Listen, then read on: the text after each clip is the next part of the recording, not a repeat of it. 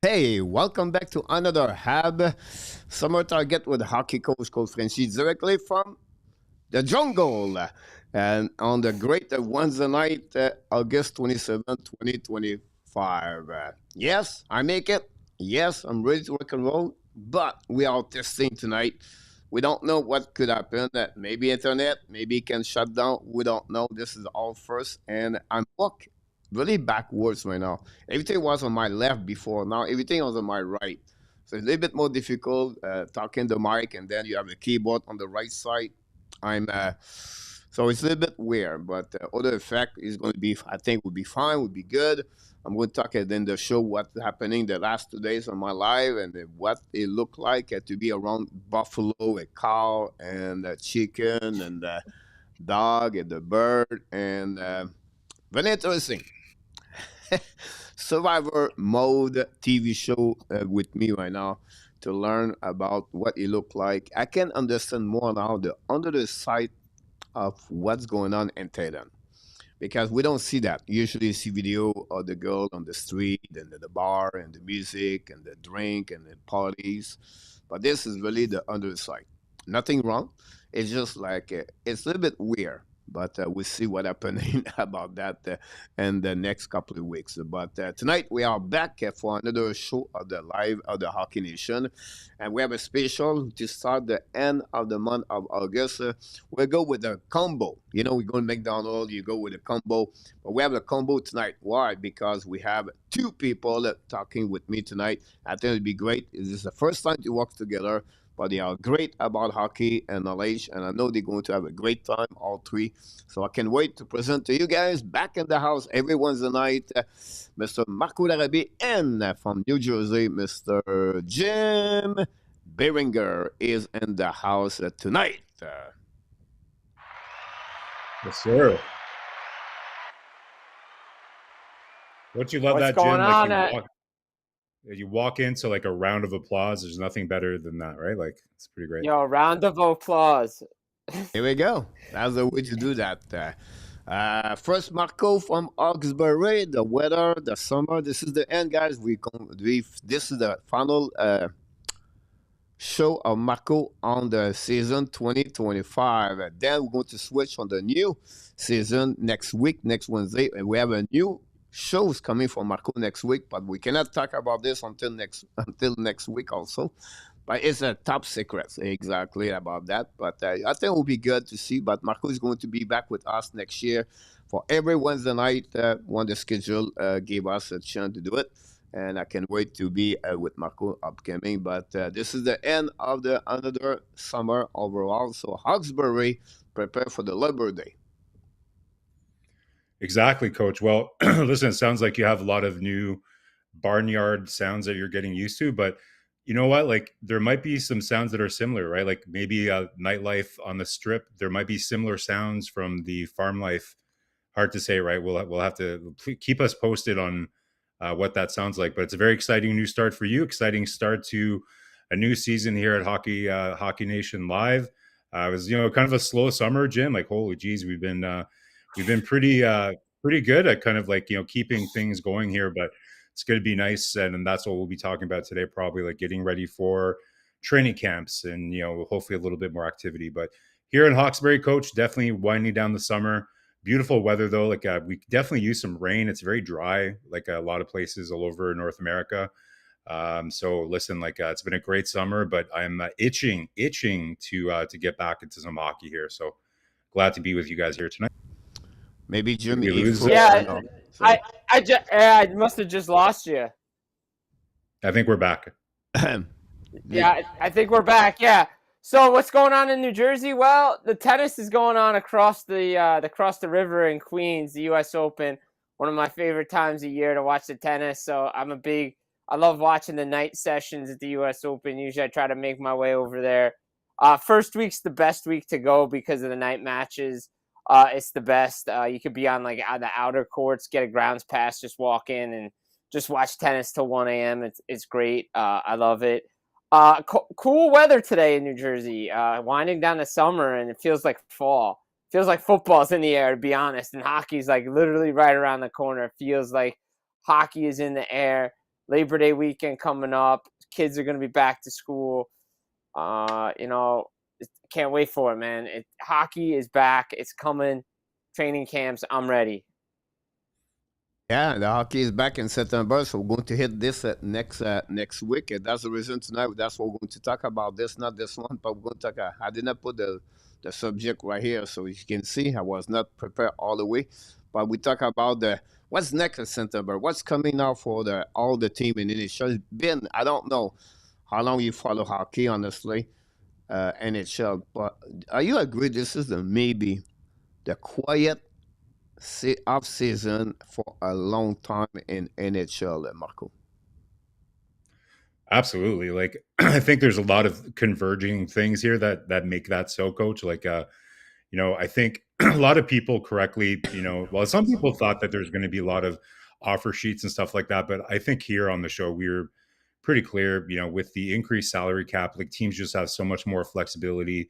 We're not seeing GMs like Bill Armstrong being able to kind of bully some teams in awkward positions and stuff like that. So there's just too many variables that are changing that make it so that, all on all sides, right? Like you have players, agents, and management teams that are just kind of like waiting to see what happens with, setting new benchmarks with RFAs and stuff like that, with the new salary cap and new rules coming to the CBA. Like there's just a lot of variables, right? So I think all these things make it so that we had a little bit of a slower time this summer, but I think once we have a first couple moves, then we'll start seeing things kind of unravel a bit more, I think. What do you think, Jim? Yeah, I think so. I agree with that. Like, if you think about it, everybody thought more money meant more moves, and it meant the other way, right? Yeah. Because we saw, we figured Florida keep everybody. We see, let's be honest, like, I know Marko, like the biggest thing in coach, like, let's be honest, like the UFA class this year wasn't the best. Like outside of a couple of guys, and when most guys just stayed at home, everybody was like, all right, it's best to keep our own guys. And I was talking to some guys probably last week about this while I was in Vermont. And, I was just texting a few guys and I said, what do you think about next year? And they said it could be same thing. It could be another quiet offseason just because of more money. Teams are comfortable with keeping their own guys. They know what they have. They don't have to worry about the unknowns from the outside. And you mentioned the offer sheets, right? Everybody thought Mason McTavish and Marco Rossi, especially McTavish, was going to get an offer sheet. But the problem is a lot of teams, A, they don't want to do Pat Verbeek's job for him.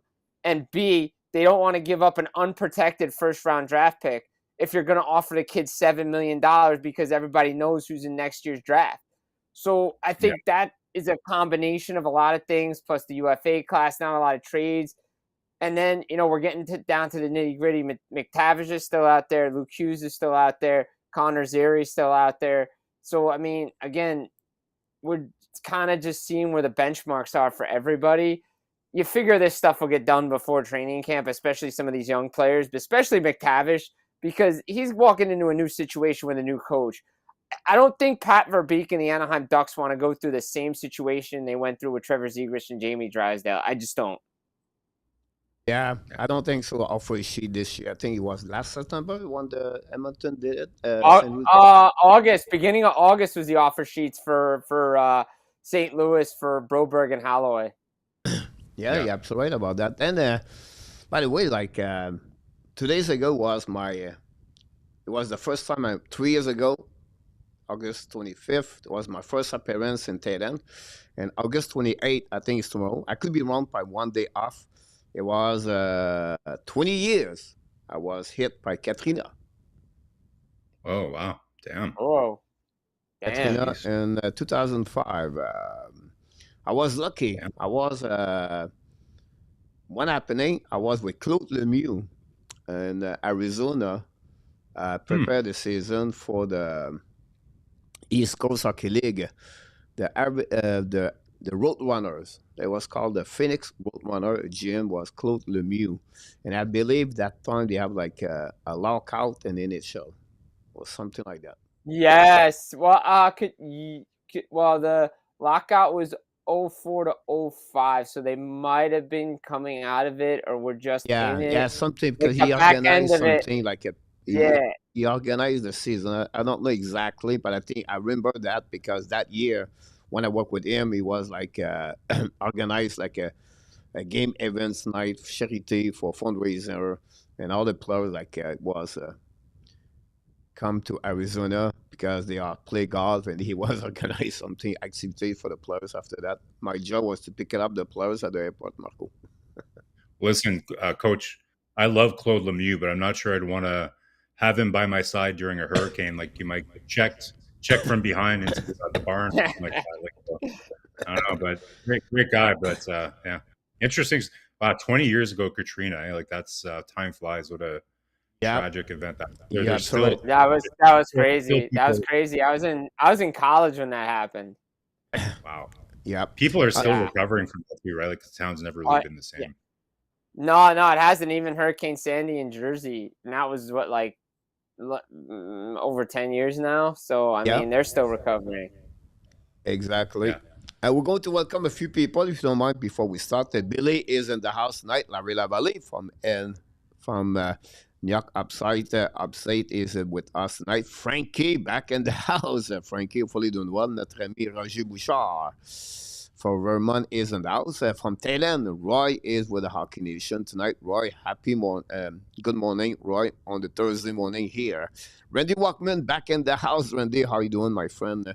Randy, busy with all the Randy is the busiest the last couple of days. Randy is the busiest guy. He's on every hockey live stream on the internet, man. Randy is like every live stream to do that. I don't have the time. I will just give you an idea. I didn't have no time to follow Jim. If Jim does not follow his stuff, I have no time. It's just too busy with everything. But when you sent this to me, Jim, that's the way I open up everything. If not, on the X account, I flew, but I don't click on it. All the people, it's too busy. That's too okay. So, but anyway, let's move on with PLW. Welcome back, PL. Hopefully you're doing well. Talk about tonight, Mookie Betts, home run at 5.5. Yes, total, everything we got here. JF, back in the house. Hopefully you're doing well. Peter August, welcome back. Thanks for being with our Canadian Live Show. Peter, return on the fantasy hockey. If you want to join the hockey fantasy Nation, on the ESPN, send me an email. I'm going to confirm. We have an open spot right now. We have many confirmed to returning for the 5th year of the fantasy hockey. That's you, Jim. By the way, Jim, the winner just beside me. What this way? He won last year, Marko. So he's he have to come back next year for his automatic on that one. That's all right, Marko. You got to start doing my records. I was in Yahoo Fantasy Hockey for years. I won the thing like 8 straight years. Whoa! Damn, that's crazy. Maybe Jim's too busy to be joining our league, Coach. I don't know. Yeah. I mean, I might have to jump in and have some fun though. I love fantasy hockey. Trust me. I love it. We do a live. Jim, we do a live Zoom when we draft. So we have a couple of people show up at the Zoom and we talk during the time we do the draft on ESPN. A lot of trash talk. I like that. Yeah. Here we go. We have Mr. GF in the house. And then we have, of course, our Jacobo, Frankie Makiliat. Welcome back. Hopefully you're doing well. Right, son, you see on my side, Coach. I don't know. Yeah, my son is not perfect. I need to work on the sitting, but I will work on this a little bit later. Like McLovin for his favorite soup was turtle. Here we go, and that's what we got so far. Don't forget everybody to click on the like if you don't mind. That'd be great. We appreciate all of you to be with us. I'll be back tomorrow night at 8:30 p.m. Eastern Time. Talking about the Montreal Canadiens and everything around the NHL. That's what we start right now with the NHL news. We're going to give you a little bit more what's going on. Carolina Hurricanes signed Evan Rapkin, entry-level contract at 3 years at 9/18. Marko, Rapkin was really interesting pick by the Carolina Hurricanes. He get out very late compared to what he was expected. This is a sometime prospect. Usually you expect them to be, a top 10, top 15. But 2 years ago, he had an amazing, great year in the MHL. He was expected to be a top 10, and then everything fall apart last season. And then all the way up his pick is sometimes the reputation, I don't know. He moved to the USHL after that. And then he remind me, is it Ratu? Ratu for the Yeah. Canada before he got traded? Yeah. Yeah. Yeah, it's similar situation, coach. Like guys that were, you can even go back as far as like Joe Valeno too, right? Like guys that were slated to be at least like top 5 picks, and then, then life happens, right? Reality happens. I think it's a sneaky good pick by Carolina though for where they're at in the draft, and a little curious why they would be signing him right away to his entry level. But like, listen, get it done, and when you have a Russian kid like that, then I guess if you can lock him down, I don't expect that he's going to crack the lineup or anything like that this year for Carolina. But I like Ryabkin. Like I think it's a good pick for them. We know how much of the premium there is for the center position, so I think at the very least I see like some upside for him playing center in the NHL. I don't know kind of what level what his ceiling is necessarily. We'll have to see. There are some kind of questions around his work ethic a little bit. But yeah, for sure. So nice signing from them, and like we'll see how he kind of comes along. And then yeah, like Killington and Smith to PTOs.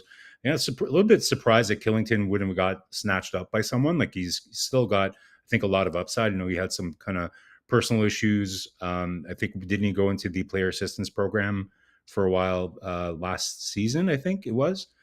Am I right, Jim? Am I remembering correctly? Like Killington? I don't know if he went. I don't know if he went into the program. I know he stepped away from the game, but I don't know if he officially went in the program or not. I'd have to look that up. He might have. I'd have to look it up on my notes.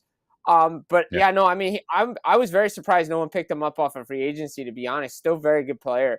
And I think going back to your point on the ELC, I think they're trying to avoid that Nishkin problem again, where they got to bring them over, buy them out, like that whole kind of thing. The same thing we saw with Demidov with the Canadiens. I think they're trying to avoid that situation, similar to what they had with their pick this year. Get the guy over. Maybe he can crack the lineup. We don't know if he's going to play center.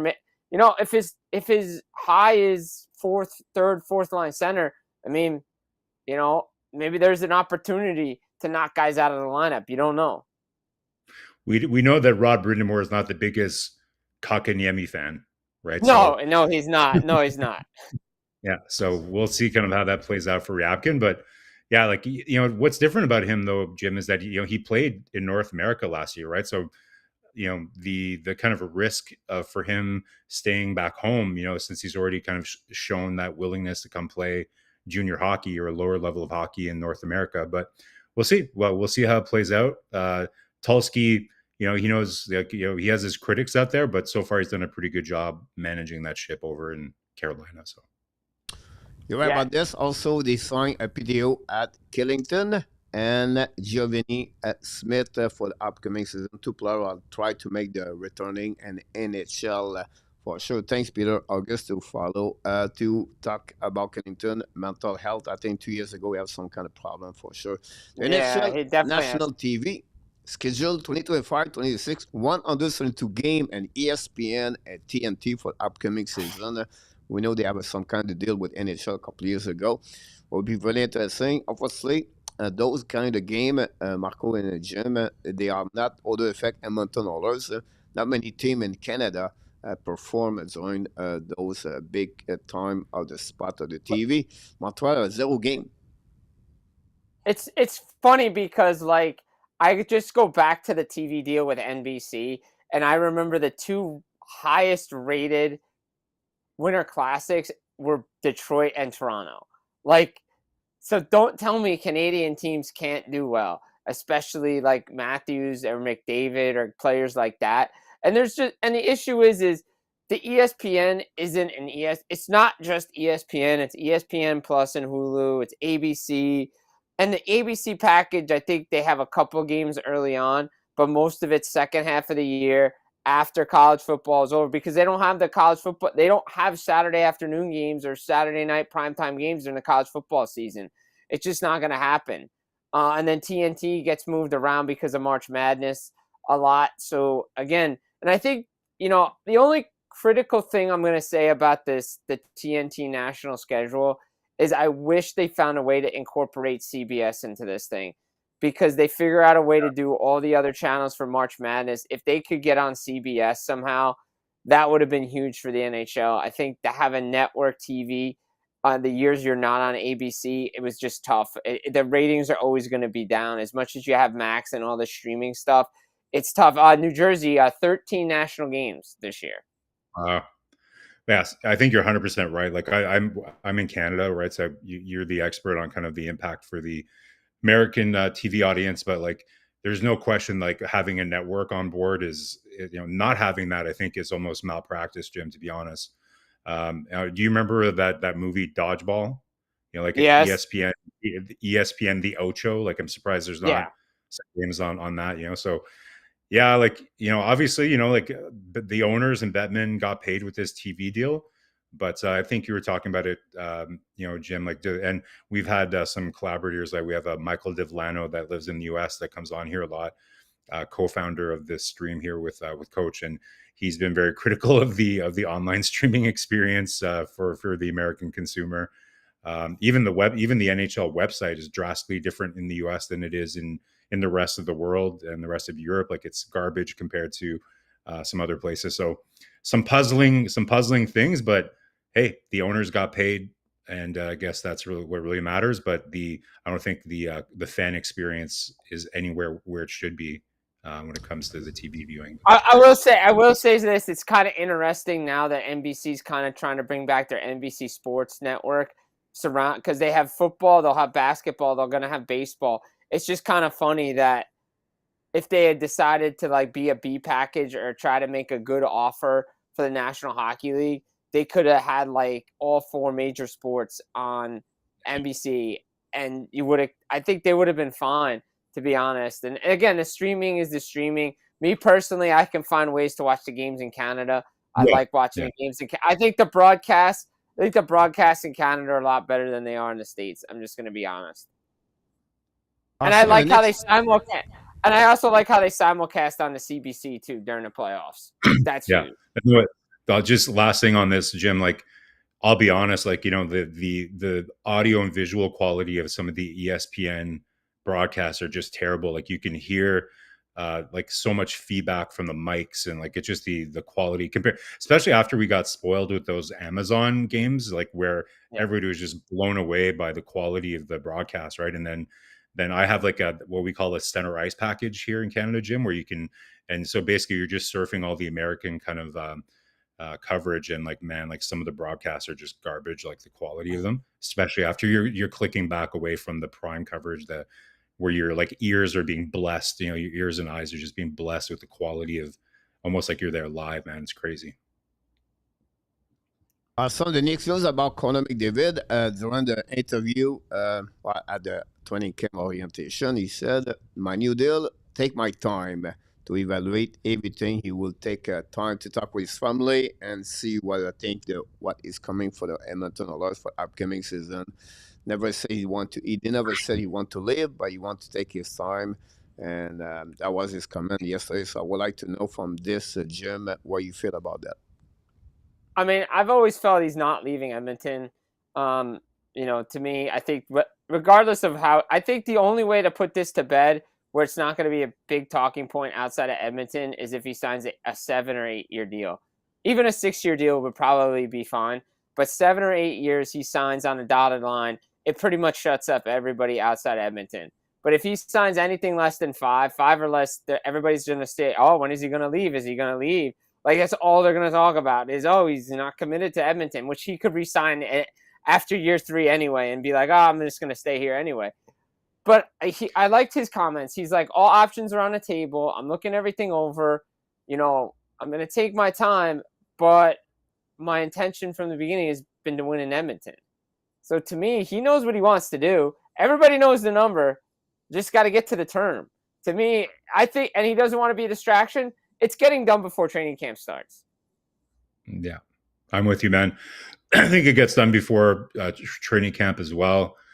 Listen, like a lot of people, when Draisaitl signed his long-term deal, there's a lot of people that were like, okay, like it's automatic. Dre and Mick D, obviously they had a conversation.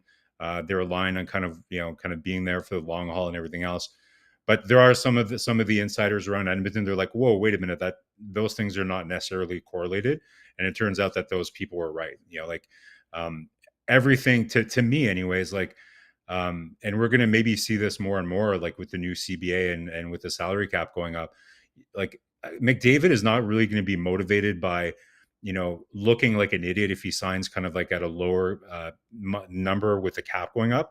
I think he's more looking at a shorter term, maybe just to keep the Oilers honest. And you can't blame them, right? Like you can't blame the guy. Like, yeah, at some point, like they've had quite the runway here already, and they just haven't been able. Like they made it to the finals 2 years in a row, so hard to be overly critical, right? But there's still some pretty obvious pieces, like the goaltending in particular, that if I was McDavid, I would want to see handled.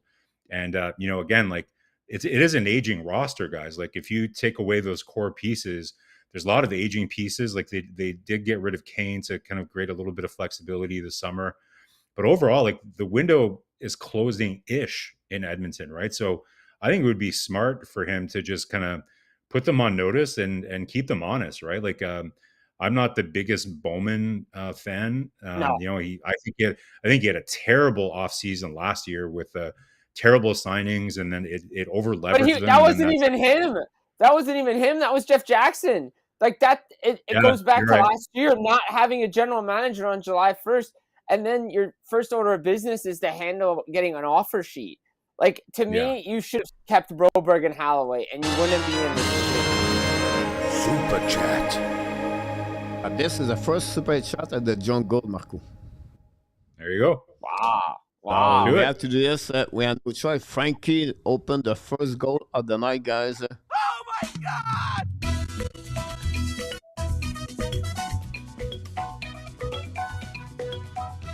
Thank you.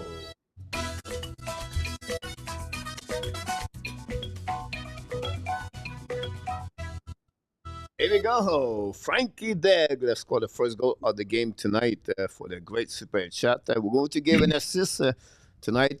Mr. N26 got an assist, and Mr. GF got the second assist on the first goal of the night. Frankie, thanks again for the support of the Hockey Nation show. I apologize, I cut one, so I don't know who was talking, but I apologize for what No, we were just saying, No, we were just saying that if you look at it, Bowman comes in. He probably should have kept Broberg and Holloway last year. You're maybe not in this position because I've been at the final the last 2 years for Edmonton. I've seen this team get worse. Like, they're not better. They're worse than they were when they lost in Game 7 to Florida the first time.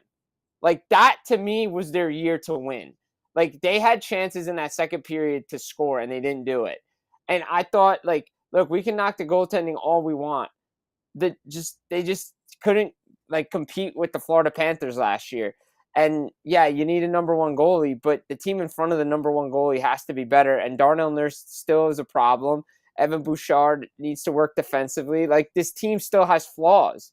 And McDavid and Draisaitl are great, but they continue to lose depth scoring. So where are you going to get it? Well, they regressed in the best way ever, right? Like, if you're going to regress, then regress by Super Chat. And now, Mr. Marko, you have to wait because now we got another next level with Mark Elliott. Oh my God!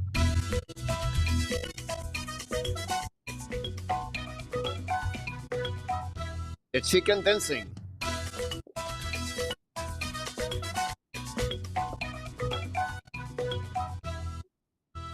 Here we go. Mark Elliott scored the second goal of the game tonight. A great $20. Thanks, Mark, for your contribution tonight. We'll give an assist to Peter August on that one. And LDP got the second assist on this second goal of the game tonight. Mark Elliott scored the goal of the Ab Nation tonight. Marko. Yeah, I agree with Jim, right? Like they did regress. Like I was saying, it's the best regression ever. Like they still made it to the Stanley Cup final, but it is still regression. I think ultimately, I'm not and Jim, we've talked about this as Montreal has been doing its rebuild. I'm like a bigger fan of teams that aren't super top heavy, like the Leafs and Edmonton and like even Colorado, like they kind of pivoted away from that, moving moving away and getting rid of Rantanen last year so they could have a little bit more balance in their lineup. I like that model. I think it's more sustainable, like to over different periods of the season and the playoffs, like Florida, for example. So I don't know. I don't love the model of the Leafs before, and then Edmonton, where you're super top heavy. So I agree. It's going to be tough for Edmonton to keep that depth in the lineup to stay that competitive. And I think it's just it's not going to, like, even with a little bit more flexibility with the salary cap, they're still right up against it, right? So it's going to be challenging for them. So I don't blame McDavid for keeping them honest and like committing there for, I think, a 4-year deal is still a good commitment. It's a good runway of time. It might kind of make some of the fans nervous, but that's fine. Like, more than anything, you want the management team to be on its toes and just have its eye on the ball and hoping to deliver a championship caliber roster and supporting cast for McDavid so that he can finally get it done here. Yeah. Again, it's the same story in the chat. Most of the people said the goaltender situation with orders, everything. It's crazy, but we have to wait. We'll definitely have more time to talk about them in the next couple of weeks. Team USA, Team Canada, training camp orientation right now for the next Olympic Winter 2026. And we're going to get a little bit more information a bit later, but they are right now in action, both of them on that. I think Canada is a Calgary, and Minnesota, is it a Minnesota? I don't know. No, Michigan. Michigan, Plymouth, you're right. Plymouth, Michigan for USA. Yeah. San Jose. They're going to be in San Jose. The Sharks will be in the San Jose until 2050-51. It looks like they're not going to have a new arena. They're going to fix the arena they have, right? Yes. Yeah. Looks if that you've way. never been to this ring, guys, it's like... Oh, it's awesome, man. Shark Tank is so cool. I love the Shark Tank. It's like got that old vibe feeling to it, the old building feel. That's what I love about it. Like, it's not like cookie cutter like all the new buildings are. Like, special feel in San Jose. Exactly. So we're going to see what it look like in the next 50 years, and again until 2050. Yes, Sport, they ranking the players in NHL today on the top winger position. Everything like that. We're going to talk about this in the next couple of minutes, so we're going to skip that one, Marco. And finally, Calgary announced, not Calgary, it's Michael Backlund talk about it looked like Remus Anderson would be traded, Marco, at the trade deadline. There's going to be another situation for the Calgary Flame for sure. How you feel about that, Marco? I didn't see that, but like, sorry, they're saying that Backlund came out and said that Anderson will be traded. Like, he said that to the press. Yeah, he said it in an interview with Michael Russo on The Athletic. He came out and said that. Yeah, crazy. Well, that's what his feel is. That's his feel. Okay. It's still strange, right? But I did see recently that he mentioned that he wants to be a lifetime Flame, and that's good. Like, no issue with Backlund coming out and saying that, but that's a strange move by your captain. To like, it's not something you see in every market where you have your captain. Usually it's just kind of like you skate around a question like that, but I don't think it's a surprise. Like, obviously Anderson, he's made it. It's the worst kept secret in the NHL that he probably wants to be in Vegas. So I think it's maybe it's another Mitch Marner thing, right? Like, it's almost like an indirect tampering thing where everybody just knows he wants to go to Vegas, and it's just a matter of kind of them working it out. It's an awkward position to be as a management team when when you want to try to extract assets from this pretty important player that you have, then you don't want to lose him for nothing. But when the entire NHL knows that he's probably only going to re-sign if he gets traded to one or two places, it's going to make Craig Conroy's job definitely much more tricky for sure. Yeah, no, I mean, I'll say this though. I think we need to stop falling into the trap of, thinking that he's going to be traded. Like, I know Backlund said it, but the Flames still want to make the playoffs. The Flames still want to improve. Like, trading Rasmus Anderson, like, if they're out of it, fine. But if you're 3 points out of a wild card or you're in a wild card spot, why would you cut the legs out from your team to do that? Like, I wouldn't do it. And me personally, I'm not going to fall into that trap again because I remember a couple of seasons ago when Malkin resigned and Letang and all those guys. I was like, oh, once Letang and Raquel signed, Malkin's gone, he signed. This year we saw Brock Besser. Like, he was out the door in Vancouver, then he signed.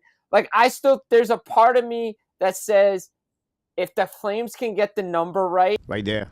Sometimes my VPN does this right now. If I look like, but I don't want to turn off in case I lose that part. So I'm just worried about that. But when you have a stuff like this, I think is a VPN.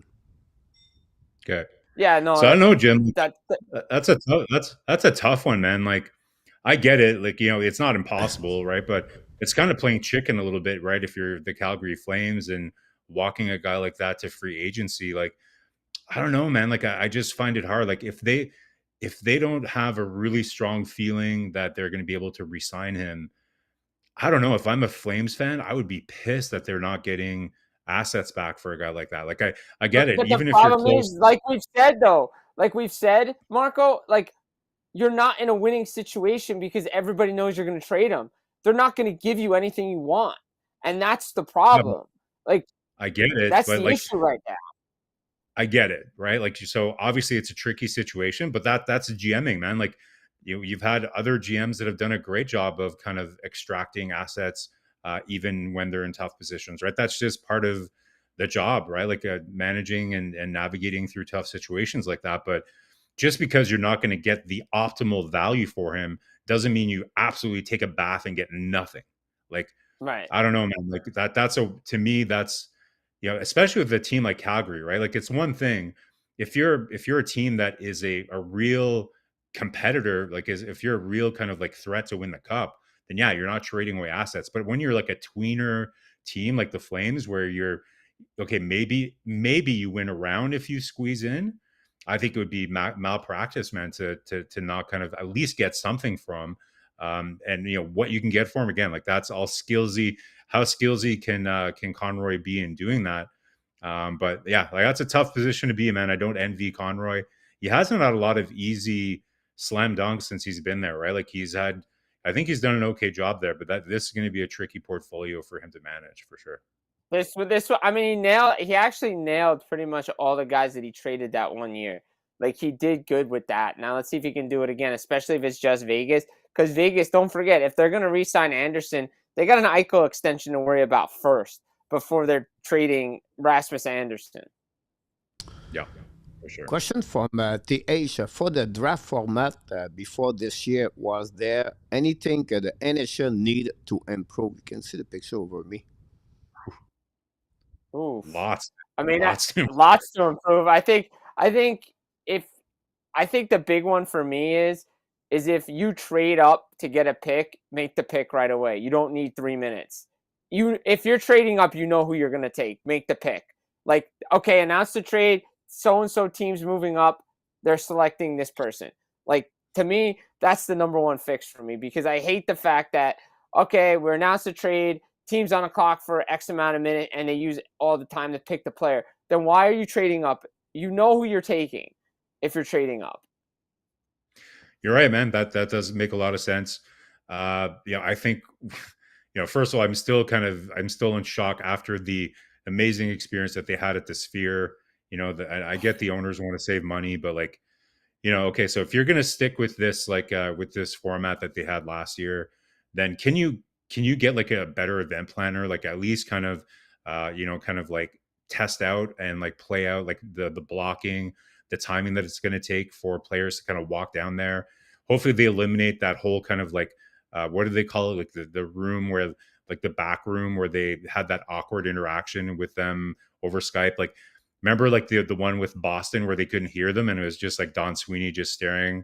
It was just super awkward, man. So I think there's a lot of room for improvement in the presentation for sure. It's just too bad. Like, again, the Sphere was just such an amazing experience. Like, especially as Habs fans, right? Jim, you can imagine like the whole Demidov thing with. Oh, I was there. Trust me, I was there. Oh, it was man, amazing. There. Wow, incredible. It was amazing to be there. Like, the Sphere was awesome. I was in Nashville for a draft. Like, it's tiring, but it was fun to see like place went nuts. Like there were a ton of Habs fans that were there when Diminov got selected. They went absolutely insane. It's just a great experience. Like I was listening to Bill Daly this week on Sirius because they're doing from the European media tour, and there's still rumblings within the league that they're not happy that first of all, why are you allowing the GMs to decide and determine what a league event does? Like this is the league.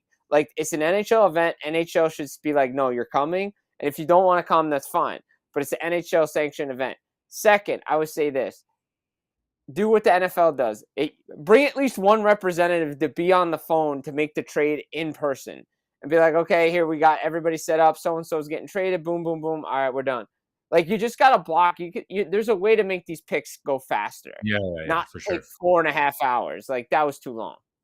Yeah, and nobody's kind of brought this up. And by the way, Jim, like it wasn't the GMs, right? Like, yeah, the GMs voted, but I think a lot of people think they were proxying in for their owners who really wanted them to do it that way to save money, right? So if that's the case, then like the owners, own the NHL, and so interesting to see. Okay, is it really just the GMs that are Galaxy bringing that, or is apparently, well, it went down from I think it was like whatever it was like. First year was like 26 to something. Now it's down to a little bit closer to even and split. So I'll be interested to see if I think if it doesn't go off well this year, I wouldn't be shocked. But then again, I thought they were going back to a regular draft for next year, and they're not. So Yzerman loved it. Yzerman thought it was great. So no fun for Yzerman. Yeah. So I don't know. He doesn't like to have fun.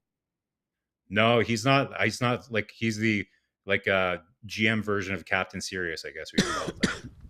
Yeah. We have a few people knock the door the last couple of minutes. A2 back in the house. We have AI knock the door. Jerry from Maryland is in the house.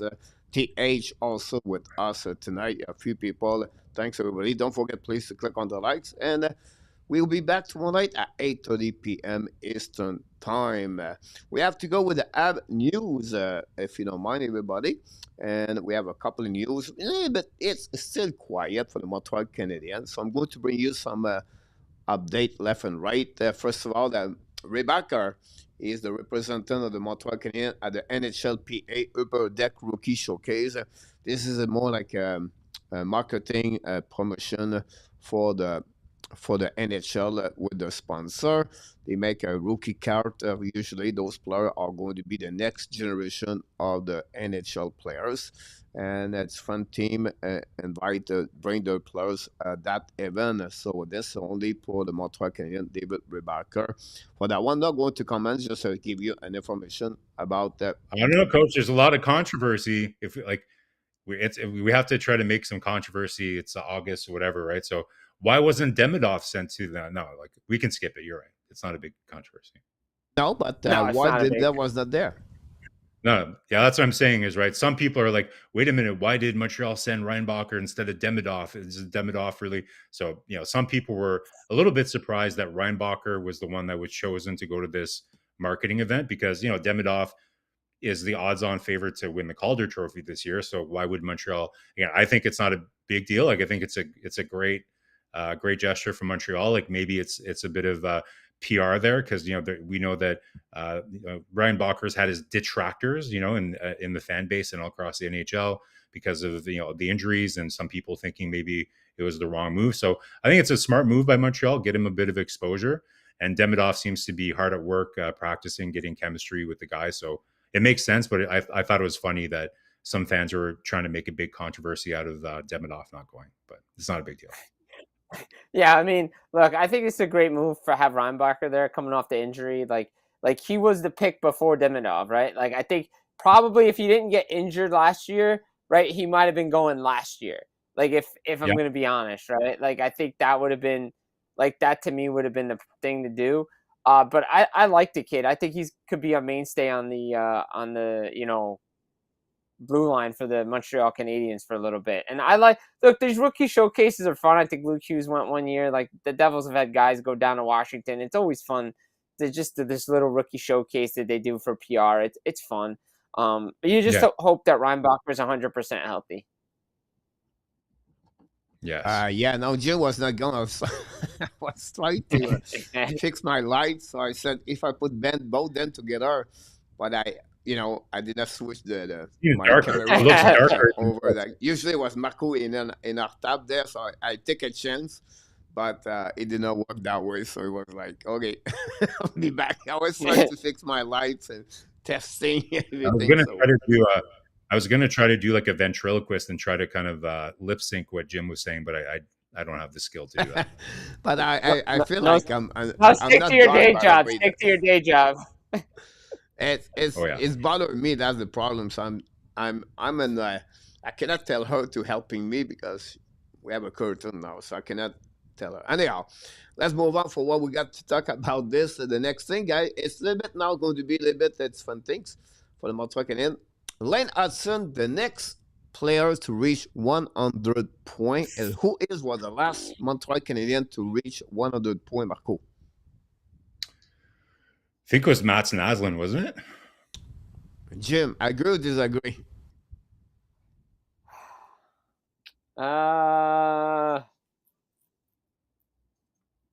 Why do I feel like somebody else did it? I agree. Oh, I definitely. think I do. I If don't it think it was wasn't Mats- recent though. No. If it's not Mats Naslund, it was probably in the 70s. Yeah, because I don't think anybody else did it after No. the 70s. Final answer, Marko? Yeah, I'm gonna say Naslund. Yep, Naslund, 1986 or Yeah. 87, something like that. Mats Naslund is the last player to score 100 points for the Montreal Canadiens. Danforth is the last one with 40 goals. And then the last one with 50 goals is Stephen Cole Caulfield, 40 goals this year. I'm calling it. Oh, I heard you guys. I heard you guys. calling I heard you guys talking about Cole Caulfield being a Hall of Fame player or something in your last stream. Like, whoa.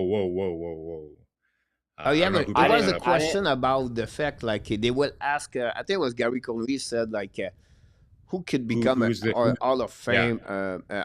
HOF for the Montreal Canadiens roster. So I said to me, I have two possibilities for me. Lane Hudson right now with Evan Demidov maybe, and then see what Nick Ziskin number is going to be. But this is the tripler. Hall of Fame. I think they could join those kind of the play, but for me, no Cole Caulfield, not at all about that one that's over there. That's a So high bar. next 100 point for Lane Hudson, Jimmy. That's tough. I mean, the last 100-point defenseman was Erik Karlsson, and he won the Norris Trophy on a bad San Jose team.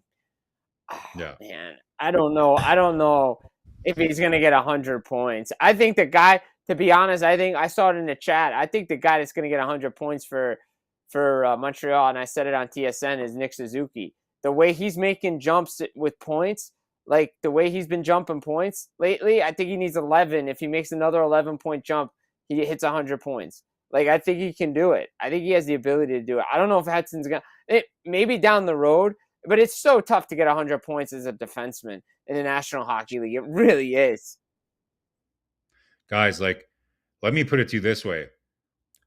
I hope he doesn't get 100 points. Like, like how do you have a winning hockey team with a defenseman with 100 points? Like you said, San Jose, like Karlsson got 100 points, but that's because he was like a rover out there, right? Like he was like minus 50 or something like that. Like I want Hudson to be productive and everything, but I'd much rather him have like 60, 70 points and, play well on both sides of the ice and not like, to me, like going after a 100-point season, your power play would have to be off the charts. Your 5-on-5 play would have to be just insane. And I'd be a little concerned about what he's giving up on the other side if he's doing that. Yeah, right? me too. Yeah, me too. Yeah, so I guys, like it's summer, right? We're having fun conversations. I forget, somebody brought it up, like the only 3 defensemen that could potentially do this right now are Hughes and Makar, and then they put Hudson in that conversation. I don't know, man. Like it's so speculative at this stage. Like the kid has like 1 season in the NHL.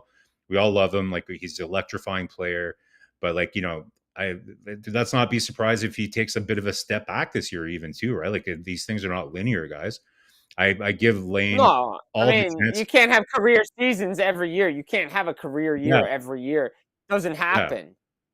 Yeah, and the thing with Hudson, like the only, and this is the one thing that I give major props to the management team for the Habs is they've made bets on players that have amazing character, right? So Hudson, that's why they drafted Slavkovsky over somebody like Shane Wright, because they just had a sense that they would be able to thrive in this marketplace. And I think that was the biggest revelation about Lane Hudson that all of us learned about him even more last year is the like commitment, like the hockey nerd, like extra level that he has, like how committed he is to the game and loves the game and how serious he is about becoming a better hockey player. So I always bet on guys like that have like Jim, you've heard that, right? Like the best players in the league are also the hardest working players in the league, like Yes. Crosby, all those Yes. guys. Yes. So that's what Hudson has going for him is his work ethic.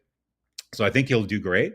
But 100 points, guys, like I said, I'm not even sure I want to see what that season would look like from a team No, it'd perspective. be a bad. That would be a bad season if he's doing that. Like I'm Yeah, be honest, for a team that's expected to make playoffs and start to get in their Stanley Cup window within the next year or two, like you can't be having 100-point seasons. Like I said, the yeah, only guy to me, in my opinion, and this is a good thing. Not like if Hudson's doing it, then the team's playing poor. But if a guy like Suzuki's hitting 100 points, that means the team's doing well, in my opinion. yeah. We've had this debate here for a while too, Jim. Right? Like, and I think I mentioned this on the show. Like, I wouldn't even be like you're right. Suzuki's progress, his production has gone up progressively year over year, and I've said it on here a couple of weeks ago. I wouldn't be surprised if this is the first year where we either see him plateau or maybe even take a bit of a step back. Just again in favor of that overall team game because if you follow Montreal, the huge problem is goals against, right? Like I think Yeah. we're all pretty confident the power play is going to be better this year. Like they finished 21st last year. So I think they need to have like at least a top 10 power play in the NHL with who they're going to be rolling out there. But again, with Suzuki, for years, Jim, we were debating on here, like, is Nick Suzuki like, can he be the next Patrice Bergeron, like kind of guy, right? And Patrice Bergeron, when you look back at him, I think he only had over 70 points once in his whole career, Yeah. right? So, yeah. So to me, like, if Nick Suzuki is like an 80, 85 point player, but he's also like a plus 25 and they're winning hockey games, I'm totally fine with that. I don't have a huge preoccupation with like, there's not a lot of teams that win the cup that have 100-point players on their teams, right? I think that's No. a thing, right? Like, I think isn't that actually a stat? Like, no team that's won the cup over the last several years had a 100-point player. I'd have to go back to the 22 Avalanche. Like I'd have to look, Yeah, but I think McKinnon missed time and Rantanen missed time, so I don't know if they got. I yeah, don't know if they got up to 100 points that year. yeah. But Yeah, you see that's the my only point, thing right? about that for sure. Um, for one other point, Florida did not have them the last 2 seasons. Now after that, before that, it was Tampa Bay, right? Yeah, I don't think Yeah, Tampa. And Tampa Bay maybe the first year with Kucherov. That was maybe, but they had like a bunch of guys and they got knocked out that one year where they had Yeah, like a ton of dudes that had 100 points and they all got yeah, knocked out. So, yeah, um, yeah, that's why yeah. Like, that's why the Avalanche kind of stick out to me because I think like I don't even know if they did anything. Like I'd have to look. yeah, like again, my point is like you might have an outlier here or there, but a lot of like we're in Canada, right? So we get a lot of Toronto media. Jim, I'm sure you see a lot of the TSN Oh Sportsnet yeah. stuff. Oh yeah. During this Matthews era, there seems to be a huge fixation on what I call the superstar model, right? Like you can't win without a superstar. You can't win with like players that are getting over 100 points. And like I said, I much prefer like kind of like even though they routinely get knocked out in the semifinals, Carolina Hurricanes have made it to the conference final like 7 years or 5 years in a row or something like I forget the number, but to me the model that you want to go for is like that, having a balanced roster, not being top heavy and all those things, right? So, and that manifests itself in terms of having 100-point players, right? Like, to me, the biggest downfall, like we were talking about Edmonton earlier, it's almost like you have two teams. You have like McDavid and Draisaitl, and they're coached a certain way. And then the other guys, they don't even have a role. Like that was a huge thing in a lot of the exit interviews with those Leafs teams is the players were leaving the organization. They're like, I just didn't feel like I had a role here. So to me, having a balanced lineup like that, we don't need to be size queens when it comes to, it's 100-point players. You know what I mean? So, all right. So I had to look this up. So I just did for fun. So Colorado in 2001, Joe Sakic, 118 points. I went back like the last couple of years to Stanley Cup winners. Nolan, 100 points. So I'm like, there's probably somebody that I'm missing in like the 2010s. Probably maybe one of those Penguins teams. Maybe somebody had it. But the fact that I have to think the first team I think of is the 01 Avalanche, that's saying something to your balance point. Yeah. Yep. And yeah, it's interesting, right? Like you see the Toronto media, analyzing the Leafs here. And like I said, like, every analyst, every guy on there is talking about like, they're talking about other teams, but like, well, they just don't have that elite guy. They just don't have they don't have that elite player. But now that Marner, well, they still do. They still have Matthews, right? But now you can see like, even the media and the analysts are starting to come around to this. Hey, okay, well, now that Marner's gone, they're going to have the ability to spread that money down the lineup a little bit more, right? And so even they're kind of coming around to that way of thinking. Look, I know Coach wants like has other topics to talk to, but I'll say my final point on this. They didn't need John Tavares. They didn't need to give him $11 million years ago. That's when it really should have began. The breakup in Toronto should have started years ago.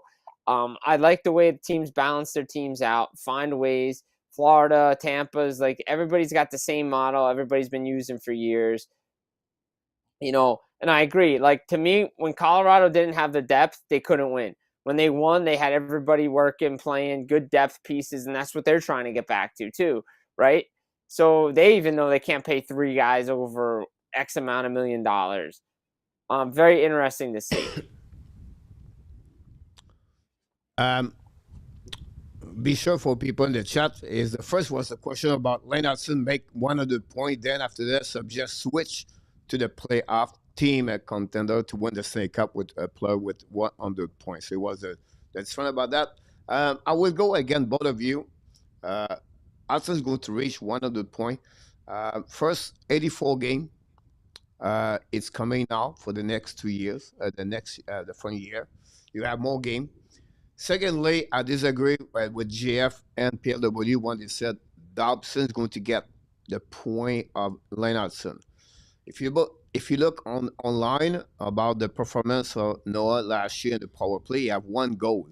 A lot of people think he's really good on the power play, but you're going to see it's not his best. Really, what is going to help in the Montreal Canadiens, believe me, Marko and Jim, is 5 versus 5. His 5 versus 5 is one of the best defensemen for a managed point on the ice. My opinion, Lennartson is superior à Noah until they get Cole Caulfield and Patrick Laine. It would be difficult to get a Noah on the ice on unit number 1. So I disagree with he's going to pick up a point over Dobson. Now, of course, Noah is going to play more minutes on the ice, I believe, this year. But to think he will not Hudson, no doubt he will reach 100 point 1 year in Montreal Canadiens. The power play is going to get better in the next 5 years. The offense in Montreal is going to get over 300 goals in 1 year and maybe a couple of years because the offense is still there. It will be better and better. Lennartson is the quarterback of this power play. That's the only way he get there. If the power play does not reach the 25%, Montreal, now it would be difficult. But Montreal is going to be a top 5 power play in the next 2-3 years. Well, we'll see, Coach, if the NHL starts calling penalties again. We know that it was a record low last year for penalty calls in the NHL. So if Montreal is going to have a much better power play, hopefully referees will be using that whistle a lot more this year because I don't know. So if you have no doubt, Coach, we'll let's clip this one and save it for the future. But I don't know about that one. I hope so. I hope you're right. Like it'd be exciting, but I don't see it, man. I think Jim and I are aligned on that one. We see now on the ES Sport the top 10 Montreal Canadiens. Honestly, guys, I don't play, but maybe Marko play more on the ES Sport on the PlayStation. I don't know, Jim, about you. But this year, one thing you have to pay attention on this. What I heard from what the experts said, usually ES Sport increasing a little bit the ranking of the each player, but it's for everyone. So it's not like a difference about that. But for the first time, we have a player from Montreal reach 90. I have no clue what is basic. I just gave you the what the people was talking all day long on the social media. And then you have a couple of players at 88, Noah, Cole, Elena, 86, Caden and Mike Madison, followed by 85, Uri, Evan, Demidov, and Liney, and Montebo. I will let Marko talk because you know more about that subject compare. If you want to add, pretty sure Jim is involved with that kind of stuff like that. Yeah. Well, I can say this, Coach. I'm excited. This is the first time in many years I'll be playing my EA Sports, and one of the Montreal players will be over 90. That's really pretty rare. So that's exciting. Yeah. Overall, these rankings I think are good. Like I'd say the only player that's down from last year is Matheson. I think he went down like 1 or 2 points from last year. Line, so they don't always go up. Line is exactly the same as he was last year. Slavkovsky was an 85 last year, but Montembeau's up. He was at 82 or 83, so he's up 2 points. Demidov, I think he was at 83. He'd only played a couple games towards the end of the season, but nice to see. I'll be curious. And Coach, I know you don't play these games, right? But the overall rating, it's like a result of all these other little skills, right? So let's say his skating is 89 or his wrist shot is like 84. So it's like an average of all these other little ratings. So for us who play the video game, I can't wait to kind of jump in there and see, okay, so Demidov, like, how did he jump from 83 to 85? Is it his shot? Did they make him a faster skater? So overall, like this is the first time I'm seeing these ratings. I was working my day job like a normal human being, so I didn't get a chance to see these. But Jim, are you an EA Sports guy? Like, is these ratings surprising to you? So I haven't played EA Sports in NHL in a long time because to me the game quality went down.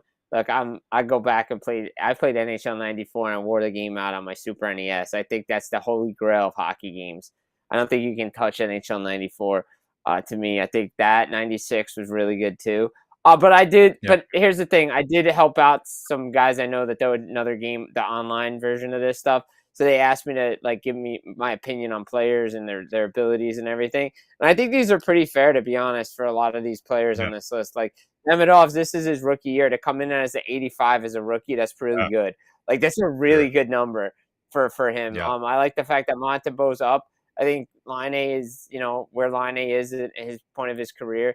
Cole Caulfield's up a little bit, Hudson, because again, Hudson had this great year. I don't know what his ranking was last year. I'd have to look at it. 85. But he probably jumped. So he jumped, and it's probably like the passing and that kind of stuff. Like every little, there's like, okay, there's the overall grade, like you said, but there's like skating, passing, shooting, this shot, face-offs, like all these little intangibles that get to that overall average. So I think these are fair ratings for the Montreal Canadiens coming in, which means their team's actually going to be pretty good in the video game.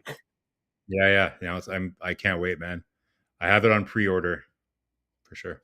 That's from what I've heard and what I've seen of some of the stuff that my friends send me. Game looks really good. Yeah, they changed so I think the biggest criticism of the game is that they didn't change the overall mechanics of the game for at least 6 years. Like they were using the same under. I'm not a video game designer, right? But they went with this new technology, like a new framework, and I say like the game experience is really real. Like it's pretty real. Like the bounce, like it's more realistic, like more bouncing pucks. Like it's a little bit more scrambly. It's less kind of like that like I'm with you. NHL 94 is fun. Like it's so fluid to play. But this is like the gameplay is really realistic in the sense where like even like the new remotes, right? Like you feel it where like when players get hit, like you feel it in your hands when you're playing it. So it's a lot of fun, man, for sure. I love the GM mode too. Like you can, if you're, hockey nerds like us, like, I'll like game out like a 25-year, kind of like narrative. I heard be a pro. I heard Be a Pro Yeah, is legit this year. Like you can go through, yeah, you can get called up and down. Like you can go, like it's legit this year. yeah, yeah. It's fun. Oh, I think we lost your audio, Coach. Your Coach, chicken no is no sound. The chicken cut the wire. I No mute my sound, mic, coach. by the way, by purpose to okay. talk with someone in the chat. I did not talk again about that one over there. It was good because I was talking over Marko, so that was good to not do it about that. Skinner, you don't know the number of Skinner yet, right? Skinner. Skinner? Yeah, you don't No, know I the. haven't seen it yet. It's No, I not haven't out seen it yet. yet. No. All right. Gary Conway, welcome back. Pete is in the house tonight. Welcome, everybody. And no, I did not have time to do this. All the subject for the ES Sport, obviously. Maybe one day, when I'm going to be with all the chicken, I gave them some time with me. We'll see. I have a couple of news, guys, around the Montreal Canadiens. And I feel bad. I did not do start, bench, and cut tonight. I should do that, but I did not do it. But we have Hey, the last our two. Wait a minute. The last 2 times I've done start, bench, cut, it's been really difficult. So I'm He gave glad me a for really that. easy one. Mine was super easy that he gave me. I don't know. yeah. Got lucky. No, Could mine be were tough. dark. Mine were tough. Could be Doc more intense skating today at the practice at Brassard. Um, Yeah, I mean, I think you know, Kirby Doc, like that's the big topic of conversation, right? In Habs land, right? Can he be a second line center?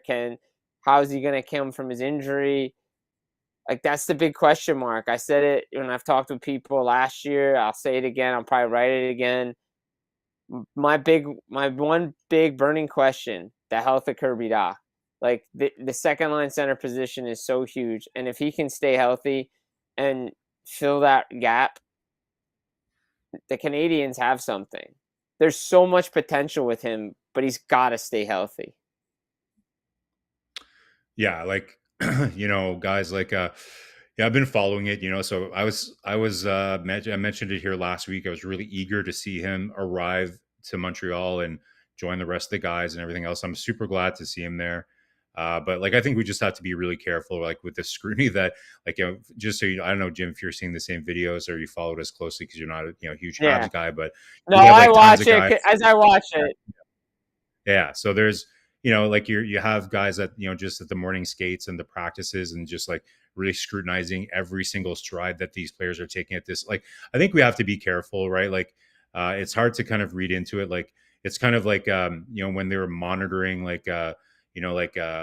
flights of players that maybe are going to sign on a team, like it's just hard to read in. You don't want to read in too much this early, you know, like, oh, look how like he was skating here. Like, you know, it's just really hard to tell. It's very early.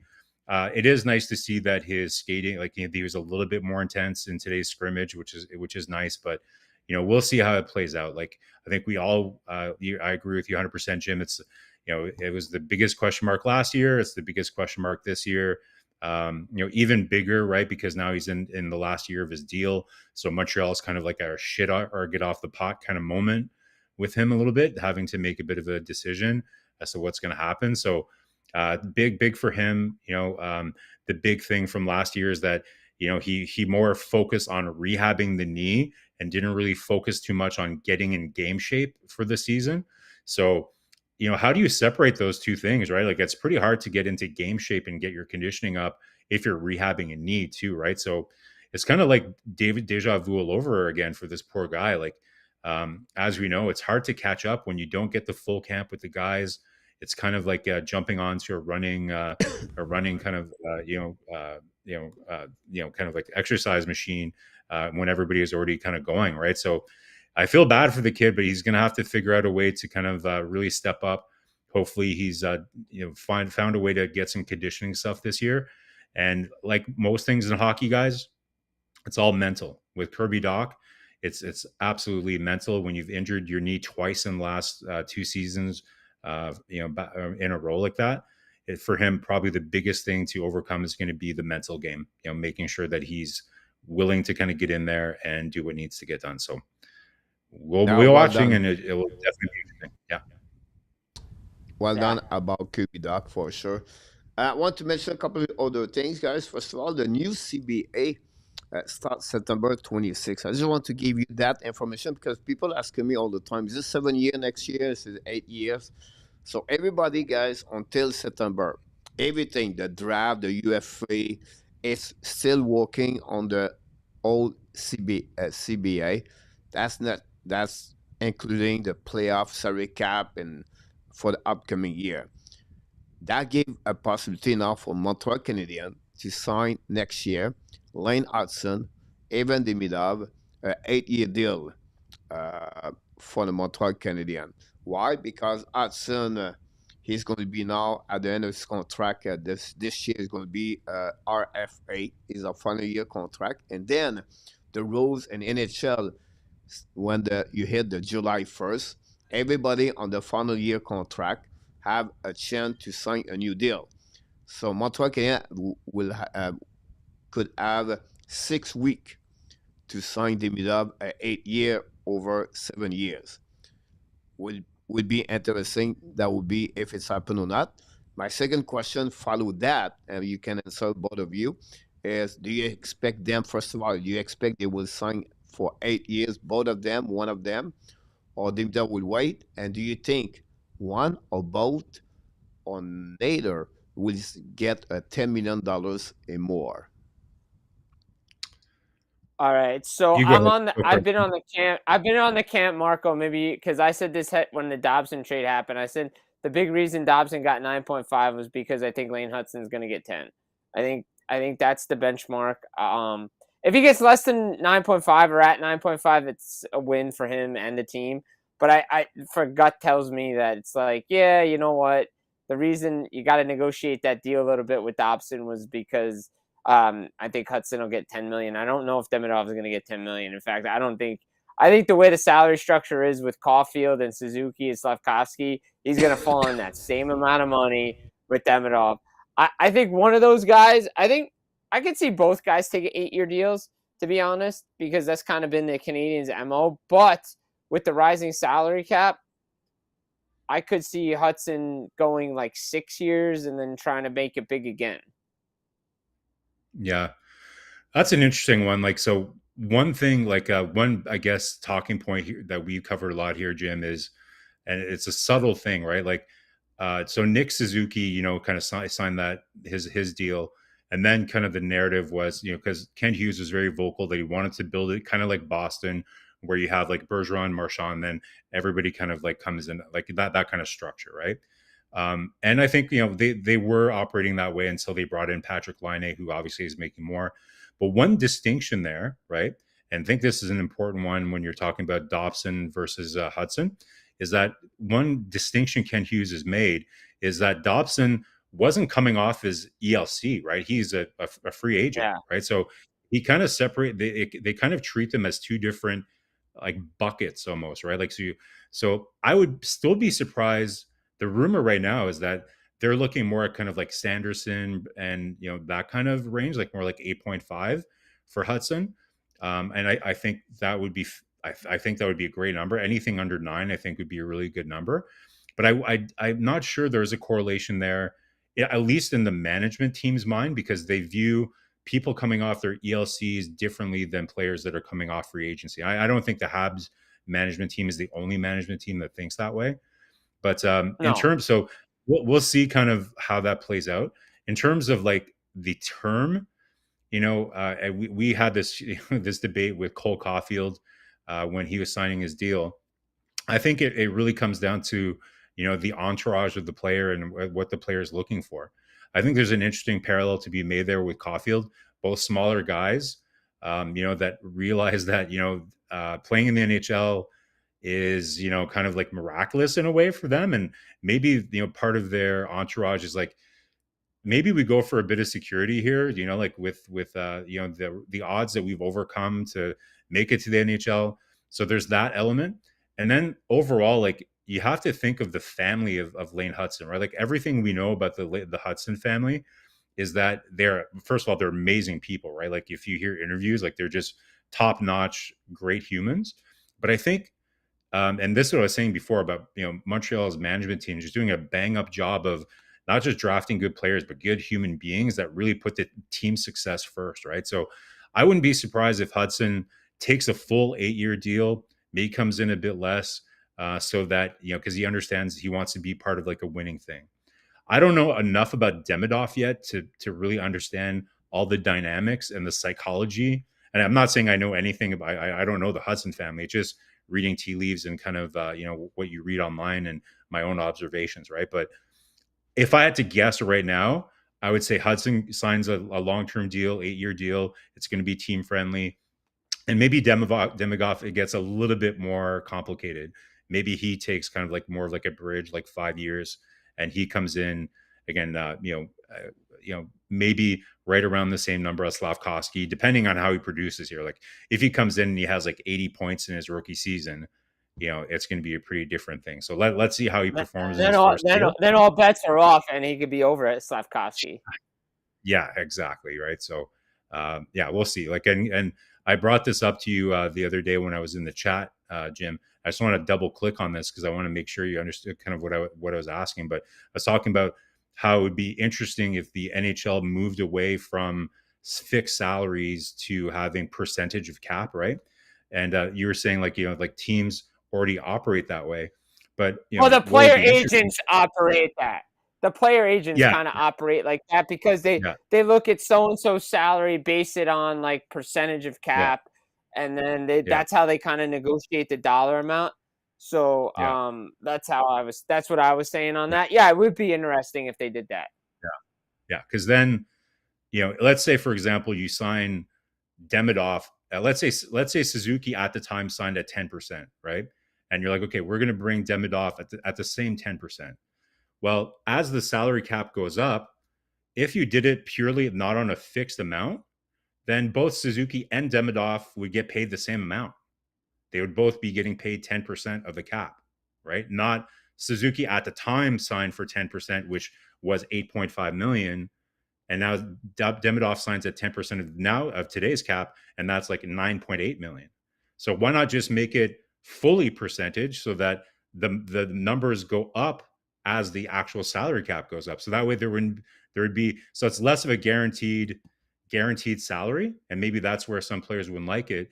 But have you ever seen the salary cap go down in the NHL? It's never happened. No. So and I think like the other, and I think what would have been interesting to see if in the new CBA, if they ever negotiated it, would be like at some point a player could, like a team could go to a player and like restructure the contract where it would benefit the salary cap. Like that would be like football does and like the NFL does.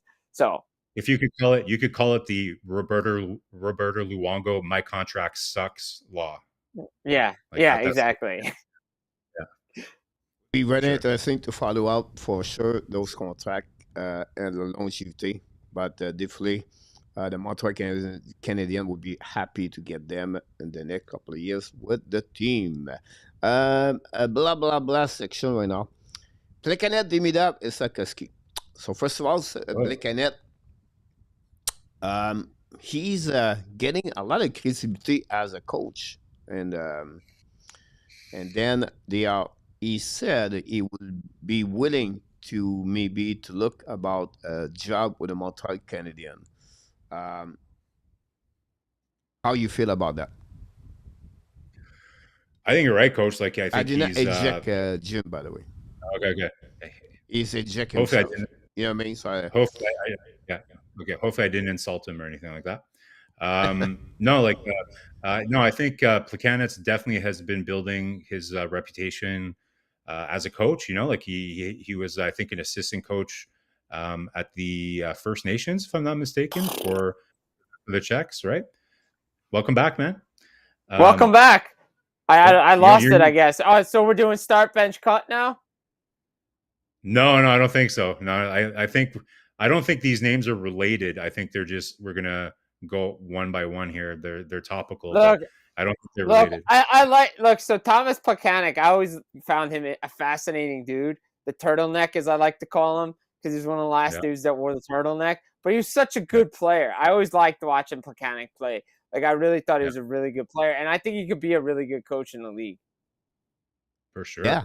I agree with you. Yeah. Face-offs, like Montreal needs, they need it. Like I know they have Mark Bureau that came in, but to have an in-house guy to kind of like help out, like he's kind of like defensive specialist, so I think he'd be a great fit on the, but you need a spot for him too, right? Like I think Marty St. Louis right now really likes the chemistry of his. They didn't replace Alex Burrows last year, so technically No, they're down an assistant coach, so.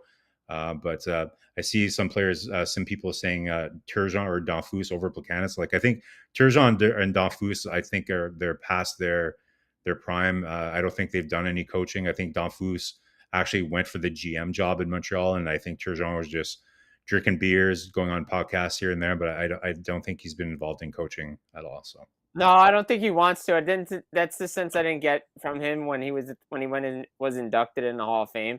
Seems like he likes retirement life.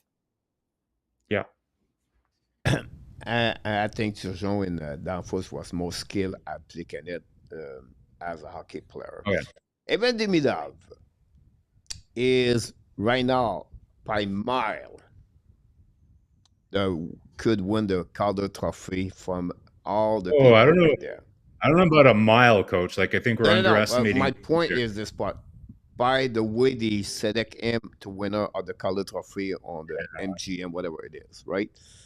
That said, this could be, or do you think it would be a national pressure? Lane Hudson was different. You have no pressure at the beginning of the season to become the winner of the Calder Trophy. Nobody was expect that. It was talking about Mitchkov or other players, Biringer, and he was maybe part of the race, but not like right now. Like even Demidov, from all the people, they consider him the winner, or the better chance to win the Calder Trophy. So my question to you, Jim and Marko, is that pressure with a market with Montreal could be turned to be negative at the end of the season, or you still feel the kid is going to get anyway, maybe not win the Calder Trophy, but he was going to perform 50, 60 points. I think it all depends on how the team does too. Like if he performs well, because the pressure's on the team too. Like I've written this and I've said this. The outside noise is about to go from about a 4 to about an 8-9, because this is the year the Habs are supposed to make the playoffs if you're following the rebuild, right? Like last year they got in because teams in the East were just sucked. Like they were able to outlast everybody. But with the Slafkovsky extension kicking in, with the Goulet extension kicking in, with everybody coming along, this is the year they're supposed to make the playoffs. So the pressure, not only on the team, but I think a lot on the players too, because I think there's high expectations on Demidov too, to come in and just like blow away everybody. I think if he still puts up a good season and the Habs make the playoffs, but he doesn't win Calder, I don't think anybody can get upset. I don't think anybody can get upset. No, I agree, man. Like, so I maybe like a month ago, part way through the season here, or the summer, Jim, like I had this head that we do headlines sometimes, and my headline was like, like the entire NHL seems to kind of be treating Montreal like the new it girl, like the new it team, like everybody's excited about Montreal, and that scares me a little bit, right? Like, usually sometimes the team that wins the summer ends up kind of like Nashville was, it's like the team that a lot of people thought won the summer last year.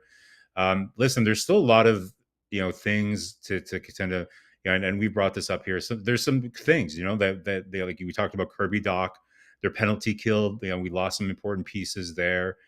So listen, it's a very exciting time. Like it's the most exciting time as a Habs fan in like, 30 years, right? Like it's a lot of excitement, but similar to Demidov, right? Like it just, you're right. Like there seems to be kind of like a bit of a bandwagon around, people kind of like predetermining that he's like a shoe-in to win it. But if you look at the field, there's a lot of really great rookies, that are going to be starting this year as well.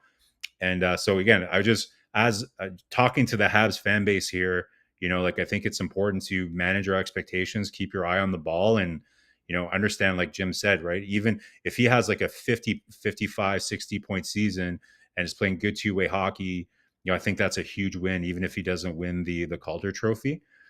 So, similar to the overall bandwagon that seems, or, kind of like extra enthusiasm around Montreal right now, across not just in Montreal, but across the NHL, right? Like you're seeing all kinds of like different podcasts. It's the new it girl, is the Montreal Canadiens this summer. And, again, there's a lot of underlying things that should make us still a little bit more patient and a little bit more questioning about, can they get their 5-on-5 game where it needs to be that competitive, and lots of other things, right? So interesting topic, Coach. I think we all would like to. When was the last time? That's a fun one, guys. A good trivia. When was the last time a team had back-to-back Calder Trophy winners? I don't remember it happening. I don't remember that.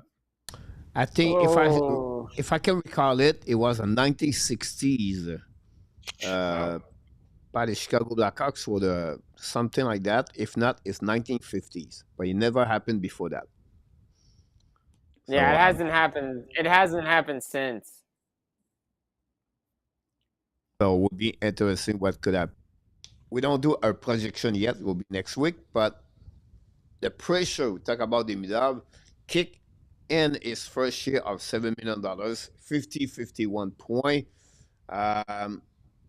Excuse 4 years in the NHL. I think the heat start to turn more and more for Sikorsky. So I Yeah. think with this one, like, remember I was mentioning before that, they drafted Slavkovsky because they really felt that he'd be able to handle the pressure in Montreal. And maybe there were some certain things about Logan Cooley or Shane Wright that they felt, maybe they would handle it a bit differently. And I think in his first year, he handled it a bit better, but you could definitely see at the beginning of last year, there was times where he definitely had problems controlling his emotions a little bit. And the pressure did get to him a little bit. So listen, I think it's natural, right? Like the new contract is kicking in this year. So I think it's natural for him to do that and for him to feel that way. So like I was saying about Kirby Dach, where it's like, it's really going to be a mental thing this year for him to get back in traffic, really test out that knee, get into the muddy areas and stuff like that. With Slavkovsky, so there's that aspect, like just being able to navigate the mental, ups and downs of the season. But I think, from what we're hearing from TVA, I think it's Anthony Marcotte, I think had this interview with Slavkovsky. And we all heard how many times Martin Saint-Louis last year talked about how Slavkovsky is most effective when he's using his legs, right? When he's moving around so that he can get on the forecheck and really use his body, in an effective way is when he's skating. So I think similar to Kirby Dach, he didn't have the conditioning to do that last year. And it seems like Slavkovsky really focused on that this summer. Like he actually went down a little bit in weight, really worked on his conditioning. So for me, Coach, like similar to Demidov and similar to what we're talking about, having 100-point player, like there's going to be that pressure because he's a number 1 overall draft pick for him to get 80, 90, 100 points. For me, again, I'm more focused on him being the most effective player on that line. Like the chemistry on that line is perfect, right? You got this big power forward guy, you've got a sniper, and you've got this great playmaker, all the makings of a great line. For him to, so for me, a good season for Slavkovsky is like a 60, 65 point, 70 point season would be great. And him just consistently being the key piece in that line, retrieving pucks, give and go plays down low with Suzuki, setting up Caulfield. That's what I want to see. I just want to see him be consistent and kind of continue to progress that way. Jim, like from the outside the Habs bubble, do people, still view Slavkovsky? Like, do you think people are going to think he's a bust if he doesn't have like 80 points this year? See, it's so hard to say what a bust is anymore. Like, because if the guy still has a good NHL career, like I was talking about this with some guy the other day. Somebody's called Bobby Ryan a bust. I'm like, how can you say Bobby Ryan wasn't a bust? Why? Because he didn't live up to your expectations. Like, you got to realize this is his 4th year in the NHL, right? Realistically, like they drafted him where they drafted him. He went number 1 overall in the Montreal draft. Okay. Should he have played someplace else before he came over? Sure.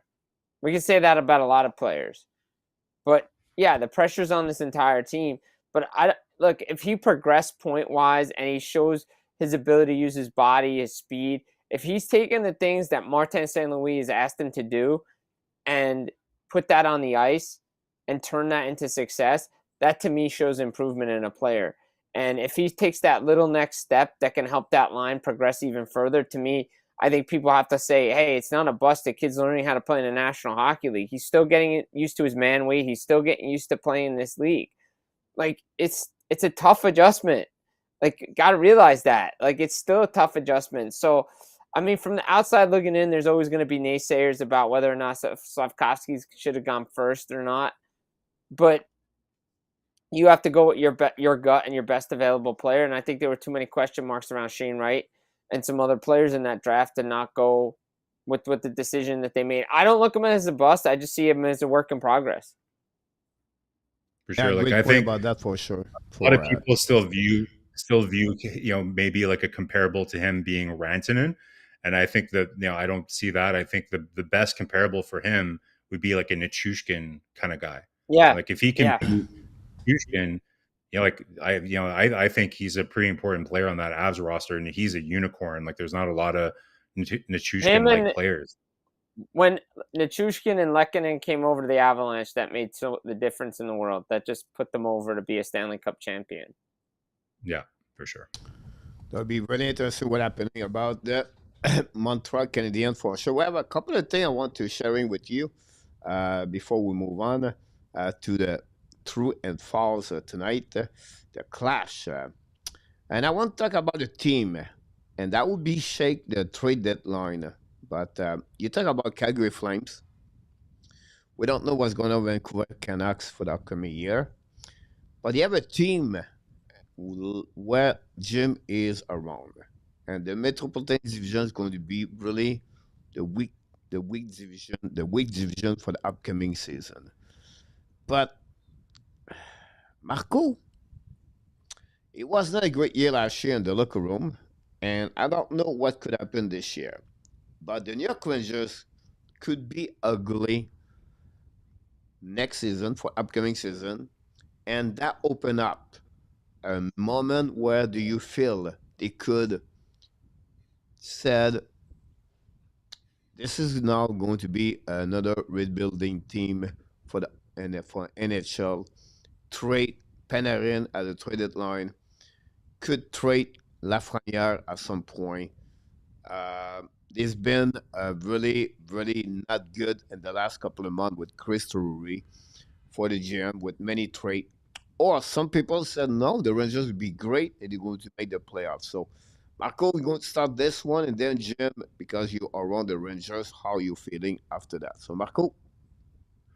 Let's see if Jim picks apart my Rangers takes. I'm sure he will, but ultimately, I think, listen, like, it's pretty hard to imagine things could go worse than last year for the New York Rangers. New coaching staff coming in, so that's going to breathe in a breath of fresh air there. And guys, like, say what you want about Drury, but like they're committed to him. Like, he's the guy. Like, some people were a little bit surprised to see them double down on him, but he's the guy. So obviously they believe in his vision, and it's going to be Chris Drury's team, right? So I just don't see again, I hate making predictions, and I haven't sat down and really kind of looked at how I think it's going to work out in the Metro yet this year. But I think Rangers are going to be probably similar to where they are. But I think, just with the changes that they made, like new coaching staff, a little bit of less noise around, like, a lot of the guys that they wanted out of there are gone. And some of those other players that maybe were like Zibanejad and all the guys that kind of lost like their best buddies that, that they didn't want to see go. Maybe there's a little bit of water has gone under the bridge, a little summer to kind of readapt. So I expect the Rangers to bounce back. I'm not sure that they're going to win the Metro or anything. Like, I still think it's a flawed team. And guys, let's not forget they have Shesterkin, right? So like, it's hard to bet against a team with arguably the best goaltender in the league. So I don't know if it's going to get ugly. I still don't like their decor. Let's see if Adam Fox does a bounce back year this year. He had a really, really tough year, especially after First Nations or Four Nations and everything. So I don't know, Jim, like, I might be off, but I don't see them being as bad. It's them and the Canucks. Like, it's hard to envision something going worse for any, or the three worst stories last year were the Canucks, the Rangers, and the Predators, right? So it's hard to envision any of those three teams doing any worse or having shittier situations, but I'm willing to be proven wrong. Look, I'll say this: I saw it in the chat, but this team quit on their GM. They quit on their coach last year. It was a complete sabotage. It was a complete mutiny. Too many distractions. It started last year in the offseason with the Trouba stuff. Then the letter came out. The contracts for Lafreniere, the contracts for Shesterkin. It was just a complete dysfunction. Too many distractions. And the fact that they doubled down on Chris Drury just shows the dysfunction that is the ownership and the volatility that is the ownership there. Like, they got false hope from that bubble playoff when they made it when the league shut down, because they weren't a playoff team when the league shut down. The only reason they got in, similar to Montreal, is because they're like, oh, we're going with 24 teams. We want original 6 teams in there. We got to get people interested, right? The Rangers, if COVID doesn't happen, the Rangers don't make the playoffs that year, and they don't make the playoffs the following year, and maybe things aren't as crazy as they're supposed to be. Adam Fox, I still think, is one of the top defensemen in the league. Everybody had a bad year last year. I think I'm not sold on Mike Sullivan as the head coach in New York. I think I've seen it at Four Nations. I saw it in Pittsburgh, some of the decision-making, the player personnel decisions. They haven't made the playoffs in a while in Pittsburgh. They hadn't won a playoff round since 2018. Had chances defensively to do things, couldn't lock it down in playoffs, and lost. Again, the Rangers' defense is flawed. Lafreniere needs to play better. They don't have a lot of depth outside of their top guy. If they flip Zibanejad to the wing, that's going to be a great thing for him and Miller, because I think Zibanejad at center is not a good thing anymore. But the problem is the same old Rangers. It was the problem when Richter was there. It's the problem when Lundqvist is there. They just rely on their goaltender to win them games, and they just face 50, 60 shots a night, and they hope to win. Can't do that in the National Hockey League anymore. Like, that's a recipe not for success. They can get away with it every now and then, but the team's older. I'm really interested if they're struggling what they do with Panarin. Like, I'm really interested if they do trade him. Because I'm not sure they want to re-sign him, and I still don't think the water's under the bridge with Chris Drury yet. But a lot of the problem guys are out of that room. But again, it comes down to the players. Do they want to play? But again, it also comes down to the coaches that they've had. They had opportunities to get younger coaches to believe in the young players, to believe in the kid line, and instead, two-thirds of that line is gone. And let's see. VPN. So, Jim, let me ask you like a little sidebar question, Jim. So we talked about the 3 kind of like really kind of flop teams last year, right? So Rangers, Nashville, and who was Vancouver, right? So out of those teams, which one do you think is most likely to bounce back from what was a disappointing season last year? Vancouver, because I think if Thatcher Demko's healthy, I think Thatcher Demko and the Vancouver Canucks, the talent is there for them to make the playoffs in a Pacific Division. They have the ability to do it.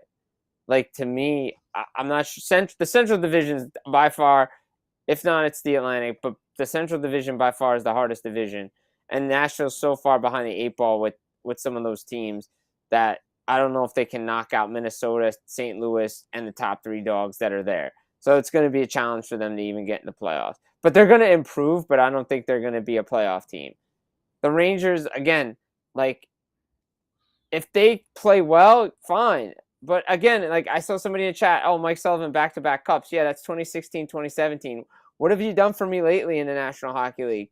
Again, 23 again. I go back to it. 2023 against the New York Rangers, you're up 3-1 in the series. You had leads in game 5, 6, and 7 and lost. And you're supposed to be a defensive coach, right? Like, to me, then you don't make. Yeah, who did they have in net? Who did didn't they? So Louis Domingue was there. Louis Domingue was there, and I believe Tristan Jarry came back for game 7 and played really well on a bad ankle, and they had a lead in game 7 and still lost. Louis Domingue, yeah, Louis Domingue. Was it the spicy pork playoff? Yeah, spicy pork. Not the best. Not the best. Not the best. Agree. Not the best. So I think, to me, Vancouver, New York, Nashville, that would be my order. Yeah.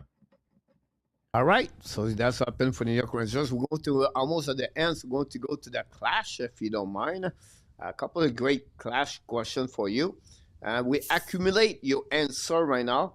We're going to make an Excel spread to an Excel to show to you your answer as from a question we ask you, and we have to wait until the end of the season to give you a better idea if you are right or wrong. So let's go on the Right. clash tonight. 5 questions we got. And Keeping the we're receipt. going to start, and we're going to run that way. It's going to be Marko first, and then Jim, and then I will do the last one on that one.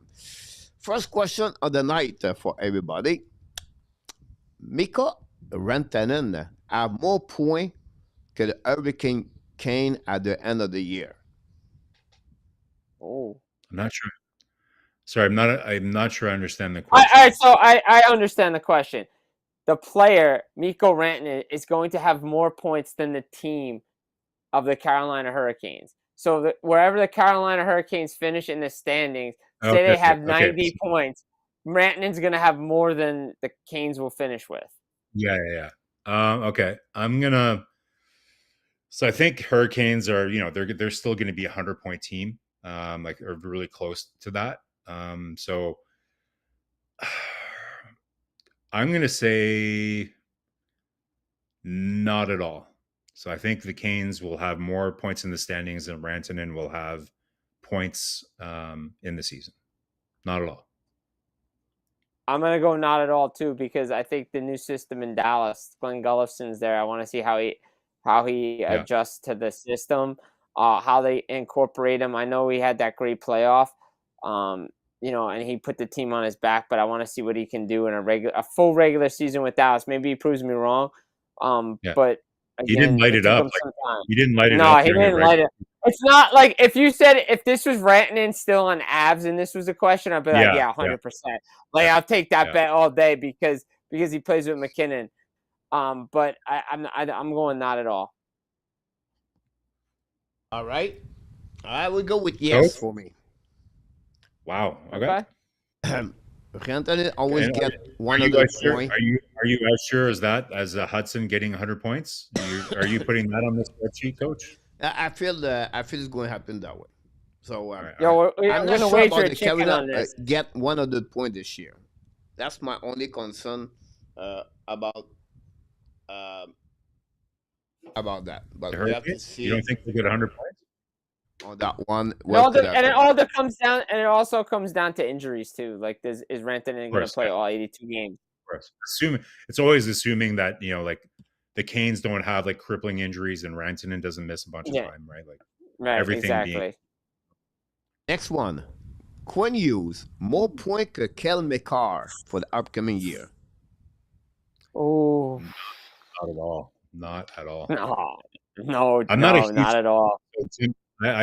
I'm not as high on the Canucks as you are. Like, I still think that's a pretty dysfunctional thing they have going on over there.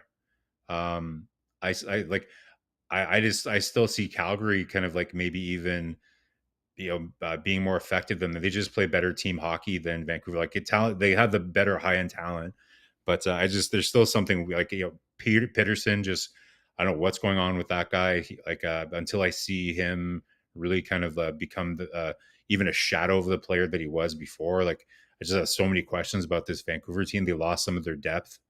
I don't know about those guys. So Quinn Hughes is going to be great, but you don't bet against Cale Makar. Never. No, not the way he runs that power play in Colorado. No. Coach, if you would have saying Lane Hudson has more points than Makar, maybe, I don't know, but like not Quinn Hughes. While you can give them an answer, Marco, what's happening with Vincent Lecavalier? Vincent Lecavalier, well, he's a consultant with the Montreal Canadiens, right? So he's still based in Florida. So he doesn't have an official job description. Like he assists Ken Hughes with various projects, a lot of like pro scouting. He was heavily involved in going down with Bobrovsky to Russia to kind of bribe them, I guess. This is really what happened. So, so yeah, he's kind of like a mercenary. He has all kinds of like cool little jobs that he does, but a lot of pro scouting, some player development, talking to some of their players, stuff like that. So he's kind of like a man of many trades within the Habs organization. Yeah, he does a lot of work behind the scenes with. I wouldn't be shocked. I wouldn't be shocked they try to get him up for one of those games in the Ottawa, like the preseason game up there in Quebec City. Have Le Cavalier come up. We talk about baseball a lot in the chat tonight about the Toronto about the Blue Jays, everything like that. So I have a big question for Jim on that one. Oh, The Colorado Avalanche will have more win over the Rockies for the next season. yeah, absolutely, yeah. Colorado Rockies are bad. They're a bad baseball team. They're still going to be a bad baseball team next year. They're not good. The only good thing in Mile High City is the Colorado Avalanche. And yes, the Colorado Avalanche will have more wins than the Colorado Rockies. And the Colorado Rockies play more games. Exactly. And like you have the favorable kind of stadium conditions to knock the ball out of the park as much. And like it's still not looking good for the Rockies. Big win by Jan-Lennard Struff. Holger Rune. I just saw the chat. Rune out. And I'm like, yep, Struff beat him in 5 sets. Definitely. Nice. Marko? Yeah, I'm with Jim here. I don't think there's. I don't follow the Rockies that closely, but I can read the standings. They're not good. They're not good. So both of you said no for that one? No, yes. We said yes. We say yes. For Avs are going to have more wins than yeah. Okay, so it's interesting because right now with S, we have 3 yes and 3 no. I'm waiting for Frankie A2, Mac Elliott, and Pete Martin to give me an answer on that one for the Avalanche. I think right now the Rockies are 39 or 38 win right now, and they have a lot of big series against a tough team. So they expect they maybe hit 48. Wait a minute. The phrasing of your question kind of threw me off here. More wins than the Avs. So you know what? Like the Rockies might still get more wins because there's 100 million games in baseball. So they might still get more wins. Okay, so you know what? I'm going to change my answer to not at all. I think the Rockies will still get more wins. I don't know. Right? Colorado had 49 wins in over 82 games, and the Colorado Rockies with like a couple of weeks left in the season are only at 38, and I don't know if they're getting more than 38. Yeah, I'll go. I'm still saying yes. I'm still saying yes. Yeah, I'll go off the reserve on that one. I'll go against the tide on that one. All right, we'll go to move on to the next one. What is happening? I don't know. Is it me? I don't know. Yo, ping. That's definitely not me. That's definitely not me. That's the craziest game of Pong I've ever heard in my life. Is it happening now? No, you're. I heard a little bit in the background, but you're good. Who was playing pinball? Somebody was playing pinball. I have no clue. Wow. Lots of. I turned the all system audio, but can you hear this again or not? It's only me. I can hear it very faintly in the background. It wasn't like before. But it wasn't like before. No. I'll tell you that. Wow. So oh, here it comes. I don't know. So we'll see what's happening. At least one goal by a goalie next year. In the NHL or in all across the leagues? And NHL. Across the league. Okay. No, because I was gonna say, does AHL and ECHL count? Yeah. No, NHL. NHL. I'm gonna say not. I'm gonna say no. I'm not gonna say no. I'm gonna say no. Yeah, it's pretty rare. Like they had one last year, right? We have 3 goalies. Do you know in the last 4 years we have 1 goal for the goalie? every year. Yeah, Every year. Really? Yeah. I think that's Well, gonna. I don't know. I mean, that's not a trend I would bet on continuing. no, I would not. I wouldn't tread. I wouldn't. Like I know, like they can get like a guy has an open net and it goes, and they're the last one to touch it. But like, to me, that don't count. Like to get a goalie goal, like a true goalie goal, like that's Yeah, a tough trend to continue for 4 straight seasons. for sure. Ron, is it? Yeah, absolutely for Ron too. I go with yes, me. All right. All right, They're I'm exciting, going man. off the Let's. rest. I hope we Remember, see St. one. Clair Like I scored hope. a goal, and they give the goal to Zaros last year. Yeah. Yeah. Those are. So I go with that one. Frankie, A2, Makiliat. I'm not have you score right now. Goalie are starting to more about score, shoot more. Yeah, right about that. And the last one, 1, 2, 3, 4. The last one, guys, is about we're going to get 4 scorer of 50 goal next season. Ooh. How many were there last year? Only one? I think it was Two? 2, I believe, but I could check. I think Tresalo did it. I think it was only Draisaitl. I Did think there was Ovechkin- only one last year. I think Yeah. there was one last year. I don't know. I don't think Kucherov hit 50. No, I don't think Ovi did either. Like he had that good No, run. they Ovi, did no, not. no, he didn't. No, I think it was only Dre. That was it. Draisaitl did it last year.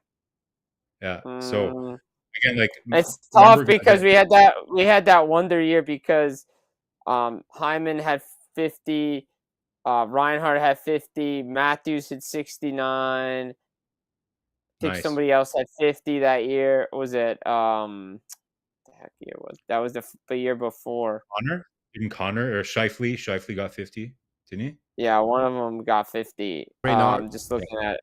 So it was the Yeah. year before, 23-24. Matthews had 69, Reinhardt 57, Hyman 54, McKinnon 51. Yeah. So remember, guys, we were talking at the top of the show that penalty calls were way, way, way down. And it Yeah. seems like the NHL has thought about that over the offseason. Like there's a lot of competing theories as to why that is, new referees and all, like them kind of like bringing ex-players on as new referees in the NHL. Like we can debate that another time. But if we don't see more power plays, then I don't see that happening. And I don't think they can fix that over one season. So I'm going to say not at all. That's a lot of 50 goal scorers to switch from one year to another. I'm gonna be different. I'm gonna say Okay. yes.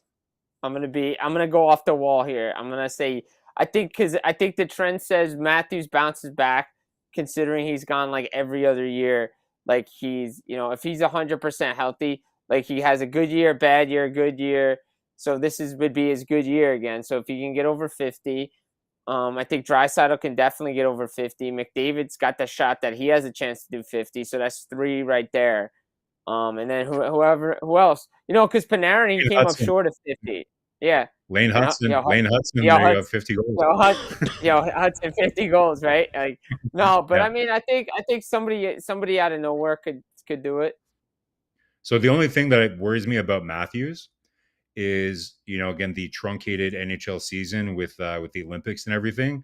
I wouldn't be surprised if they load manage him again. Like there's still lots of questions around kind of whatever his back issue is, like his trip to Germany last year. Like that's my overall question with the Leafs, is I think also not only was it the back, but I also think it was a wrist, I think an arm too, because his shot was just not there. I've talked about this. The shot that was automatic was not automatic last year. Exactly. So do they kind of like, load manage him a little bit again because of the compressed schedule and everything? I'll be curious to see how resilient Matthews is, and he better be, right? Because they're going to need his offense more with Mitchie not being there anymore. Awesome, exactly. I'm getting darker. I don't know what's going on. Yeah, what's going on, Coach? The chickens, they're getting loose. I don't know. It's like the sun is behind me now, but I don't know why I'm getting the dark, but I think because my light is too far and they're too high. So that's the only way we're going to Over adjust tonight best for way sure. is overhead light, coach. You get that nice even Yeah, lighting. need to buy a bigger one, Yeah. but we'll see what happening. But we did it. We did not too bad. The VPN makes some interesting, so maybe figure out that one. And then the mic, and then the light. So we want to get better for tomorrow night for sure. We want to thank Marco and of course Jim to be with us tonight. I will see you next week, Marco, for the new name of the show. And then we're going to also see Jim next week at some point during one night for sure. And what is next? The subject was what was next in September, but sometimes the subjects change left and right. But we have more time to talk about this tomorrow night anyway. But what is next for you, Marco? And the next couple of days, what are you looking for? Well, first of all, I just want to say so much fun working with Jim. Let's do it again sometime, Jim. Lots of fun meeting and chatting with you. So much fun. So thanks for everybody for joining tonight. It was a good time. Next couple of days, again, yeah, just kind of waiting for something fun to happen. You know, like I'll be all over X and kind of hoping for something fun to happen. Again, waiting. I guess the big next step is rookie camps, right? So like great to see more players arriving here in Montreal, and we'll continue to kind of like microscope into every single skate stride that they take at Brassard. So it's gonna be fun. Really looking forward to hockey starting again. And right now I'm playing the shit out of my PlayStation and trying to see kind of play out kind of what's gonna happen. So should be a fun week, Coach. And look, thanks for having us on again for tonight. Awesome. Jimmy, look forward to see you next week, Jim. Thanks so much to be with us tonight. I can wait. And both of you have an amazing, great night. I will see you next week. We finish the show like we do all the time. Good night, everybody. And that's what happened here, guys. I have no clue how to fix it, but I know how to fix it. It's just right now, it's funny to see me in the dark like that. It was my first live stream from the jungle and Thailand. We'll see what happening the next time. It's a new process. It's a new way. I don't have my phone right now, but I could show you from my phone how it's from the picture I took. But we have to wait until the next show. Will be tomorrow night, 8:30 p.m. We want to thank the two super chat. Mark Elliott scored a goal, and Frankie Deg scored the second goal, but the first goal of the game for the Hockey Nation. We want to thank Ron with King for the moderator, and we want to thank RJ Calabo at the news and update. All of you, thanks for all the likes. I can't wait to see you next time. Until then, my friend, of course, the only reason we grow slowly, properly, the right way is because you are awesome. You are amazing. You are the best. Remember, you have greatness inside of you. And that's the reason behind that, everybody. Yeah, greatness. Be well and be L. Find a way not only to dominate your day, but find a way to dominate the second half of what? Someone said 2025. We'll be back also Friday night, off Saturday, back again Sunday. And then we're going to go all the way to next week for the new updating season. So hopefully you have ready for rock and roll the month of September. And I can't wait to see you. Until then, my friend, the Hockey Nation and the Ab Nation. And now, all the animal in the jungle. I want to tell you one more thing, sir. We love you, friends. Hopefully, you have an amazing, great night, everybody. I can wait to see you tomorrow night. Now, I'm right and left. I have to change everything, guys, for the how this is going to be the end of the show. Here we go. And booyah!